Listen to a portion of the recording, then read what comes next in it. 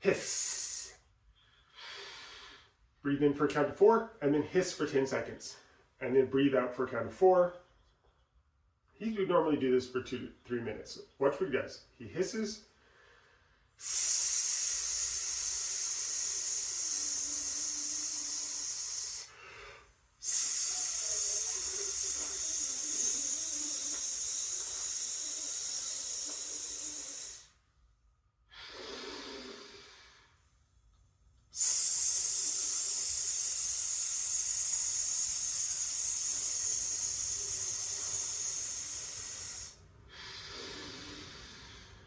This just really gets your breathing apparatus ready. And if you're feeling like you're too breathy when you speak, or when you're speaking like, "Hi everybody, good to see you," this little exercise helps you to get more control. So it allows the right amount of air for optimal speech. So you release in just the amount of air for optimal speech. So again, it's another great activity for you to do. So next, I think this is a great exercise as well, which is doing the and when you're doing this, you want to go up and down the arpeggio scale. So you start at the lower end.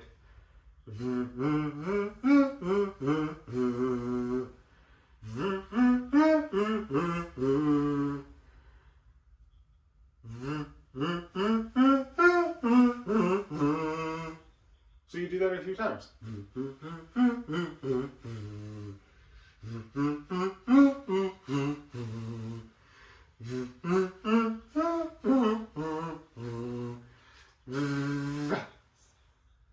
So this is where you create the sound at the front of your mouth. So we're really accentuating that sound at the front of our mouth. And a lot of times we're actually speaking in the back of our voice.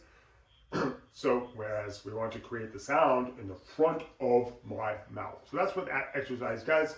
It helps you to place the sound in the right place.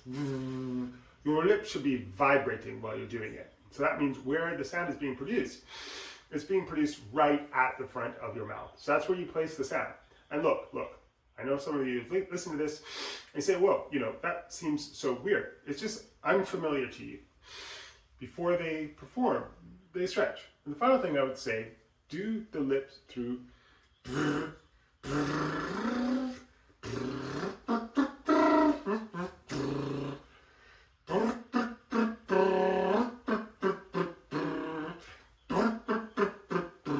So those are 5 things. So he's literally talking about how you can make your voice more powerful. And he's really talking about warming it up and accentuating some of your more sorts of things. So thank you for the question. It seems like a lot, but if you do this, if you record a 20-minute video of you speaking to the camera, the video has to be improvised. You talk about whatever you like, then you take that video and you send it to a speech pathologist. So what would it cost for me to review that video? And these are the most common words I would normally use in everyday speech. So could you help me identify the words I'm using incorrectly in the English language? And then could you help me to learn the mouth movements that you make to correct the sound and the articulation of hey? A big one for me was growing up in the Vietnamese culture. When I say the number 3, I would say it as free. She says, no, honey. It's tongue out, it's 3. So that single exercise allowed me to enhance my articulation. And what that does when you improve articulation and pronunciation of your words, people perceive you to be more intelligent. They just do. 2 birds, 1 stone. So the second thing you do is you send the same video into an English as a second language video. So the ESL teacher is going to go through your teach, they're going to get it transcribed for you, and when she looks at it, she's going to look for the grammatical errors. So my big thing that I used to do, I was use past tense as future tense as past tense, and she would give me 2 or 3 pages of things that I need to work on. So then when you're practicing, just one thing at a time.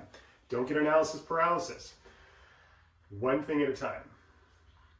So how do you train your brain and your mouth to be able to think and speak faster? So if your brain takes longer to process thoughts, it can be harder for you to formulate your responses in real time, calming you to speak slower. This can be really frustrating when you're trying to keep up with others. The exercise that he's going to share with you in this video have not only helped him to achieve faster rates of speech and to process his thoughts faster, but it's also helped thousands of his students transform their ability to speak and think faster while maintaining character. How do I speak faster? So to speak faster, I've got 3 thoughts on this. The first thing is you've got to improve the mechanics. You've got to improve the hardware. You've got to improve your ability to speak faster, which means you've got to be able to learn tongue twisters, and you'd be able to do tongue twisters. Tongue twisters are beautiful because they help improve your articulation, and as you improve your articulation, you'll be able to speak faster, because you'll start to develop the muscle strength in your lips and in your tongue, and you'll start to learn the official movements that you have to make within your mouth to speak more quickly. Now, the way you do this, go to Google or ChatGPT and find the top 50 tongue twisters, and then what you want to do is read one tongue twister 5 times. Okay, so you don't just read one tongue twister once, you read it 5 times, and each time you read it in the 5 times, you get faster and faster and faster. And again, what you're training yourself to do there is not just to speak more quickly without clarity. Tongue twisters are built in a way where it kind of trips you up. So if you try to read it too quickly before you have good articulation, you'll just go blah, blah, blah, blah, and you won't be able to read it. And again, what that does is it halts your articulation ability while you're building the ability to speak faster. So what does that mean? It means that you can now speak more quickly while we're still having complete clarity. And you'll notice this in some people, myself as an example, I now can speak pretty quickly with great articulation. And as a result of me being able to do that, even though I speak quickly, you can still understand me perfectly fine. Whereas for a lot of people, when they speak really quickly, all of a sudden now you can't understand what they're saying, right? And again, that's an over-exaggerated example of what happens to people, but basically that's what happens. And then it just sounds like they're mumbling. Not throwing shade at mumblers, but there are times when I listen to a mumbler and I go, I have no idea what that person bangs. I'm just saying, what are you saying? Put the pet lifestyle. Just mumbled and it said nothing. And again, it's because the articulation in those moments, it's really poor. So the second thing that I would recommend is I'd recommend you looking for a 300-word story. Look for a 300-word story, grab the 300-word story, start reading it, and stop at the 1 minute mark. All right, so get a timer, you press start on the timer, and then you just read the story. And once it gets to 1 minute, stop. And then mark in the story where you stopped. And now count how many words you are able to read. So once you've done this, you will essentially get your average rate of speech per minute. So the first time you read it, you go, oh wow, I've got to about 100 words per minute. Cool, great, no worries, that's okay.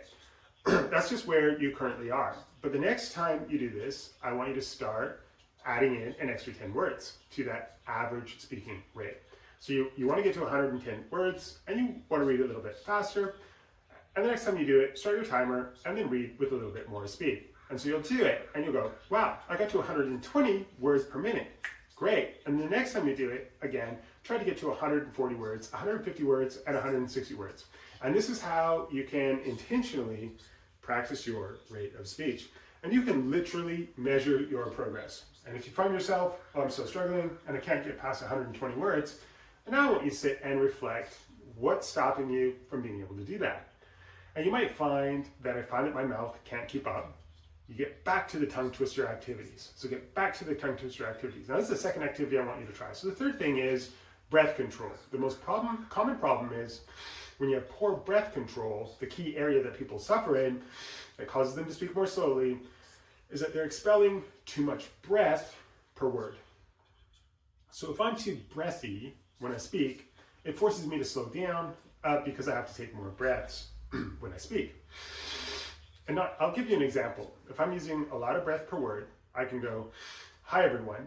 I just want to be able to share with you a few thoughts that I have about, I'm breathy. He's very breathy. He's trying to be breathy. You want to control the amount of breath that's escaping your mouth. So psychologically, you want to think to yourself, I want to let the breath ease out of me. Not just be pushed out of me. I want to ease out of me. I want to be able to control the breath that comes out. So here's the cool thing that happens. Now if we take a deep breath, if I really control the amount of breath that's coming out, and I support each word with just the right amount of breath that's coming out, I'm able to speak for an extended period of time without taking a breath. Like I can just keep going on this. This is just one breath that I've just taken, and I can still go with this breath. I can keep going with this breath, and that's you being efficient with your breath control. So one of the things you should practice if you want to get really good at breath control is just taking a deep breath and making an S sound.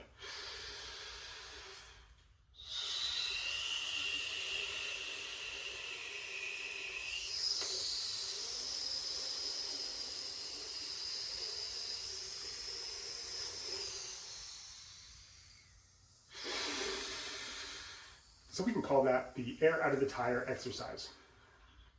And you go for as long as you can. You might get a little bit woozy, you might get a little bit dizzy, but that's mimicking the right amount of air that you want to expel while you're speaking. So you want to start to develop that sensitivity. So, all right, that's the amount of air that I want to be able to expel. Not, hi everybody, it's great to hear you. And then you're out already because you're pushing the air out. So the more advanced one that I want to add on here as well is you can also practice counting in the same way. In the same way. So 1, 2, 3, 4, 5, 6, 7, 8, 9, 10, 11, 12, 13, 14, 15, 16, 17, 18, 19, 20, 21. Notice what he's doing here. He's giving every single number the exact amount of breath, and I'm energizing every single number that I count with the exact amount of energy. Whereas the biggest mistake that most people make, this is what they do. They start really breathy, and then after that, they're trying to continue to count or speak, and then they start to strain their voice. 1, 2, 3, 4, 5, 6, 7, 8, 9, 10, 11, 12, 13, 14, 15. And then all of a sudden you get that croaky voice at the end of it. It's called vocal fry. Now if you notice it again, it's invisible until you see it. But now that you see it, you can't unsee it. But the thing that Vihn does really, really well is I energize every single word in the sentence, including the last